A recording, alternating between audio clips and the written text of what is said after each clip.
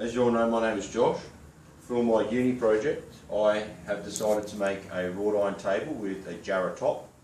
So the tools that I'm going to be using are a jig that I made for this project. So I could do small curls and big curls out of this jig. So I'll give you a good look at my jig. I made it so it fits in the square hole in the anvil. I use a blacksmith's hammer. Now this is not a ball peen hammer. That is stuff traditionally used for cars. But this is a proper blacksmith's hammer and it weighs, I think it's 15 pounds. These are my tongs. So when I'm working and I grab my piece of steel, my arm is far enough away so I don't get burnt by the hot fuel that's going there, the hot fire. And then to clamp my work to the jig, as you'll see later on in another video, I use a pair of multi grips, and that keeps my hands at a safe distance. I can lock it up and I turn it. Now, as you can see, I've got quite a fair amount of safety gear on. So what I will be using after is welding gloves to insulate my hands from the heat, and it stops you getting from blisters and ripping your skin open. I'm wearing my visor, and that stops the sparks because I'm using charcoal. I'm not using coke, which is a fermented version, not fermented, it is a refined form of coal. So I'm using charcoal, and naturally charcoal will spit everywhere, whereas coke just smokes when it's starting up, and then after that it's fine. And so with my forge, come over here, Daniel.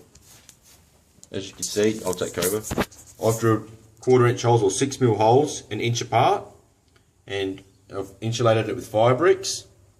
And what that does is it allows the flame and the heat to remain in here. It still radiates to the steel around it, but it keeps it in here.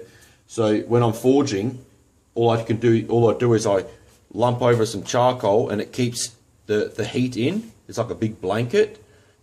And when you go underneath, all I've got is a hairdryer plumbed up into my pipe, which I made from my exhaust pipe, and I run that on the cold setting on number 1 instead of number 2, and that's enough to get me to forging temperature.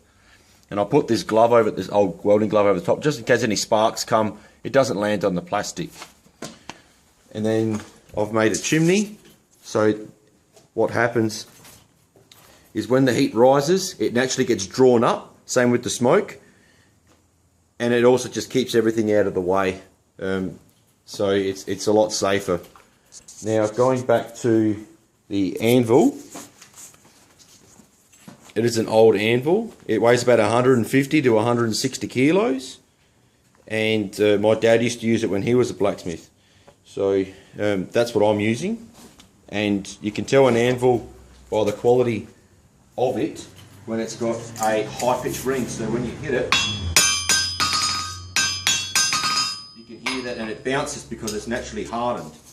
So when you're forging, your hammer's going to naturally be able to come back up a lot easier than if you were to just hit some plain dead steel. So that's my forging area. In the next video, I'm going to show you how I start my forge.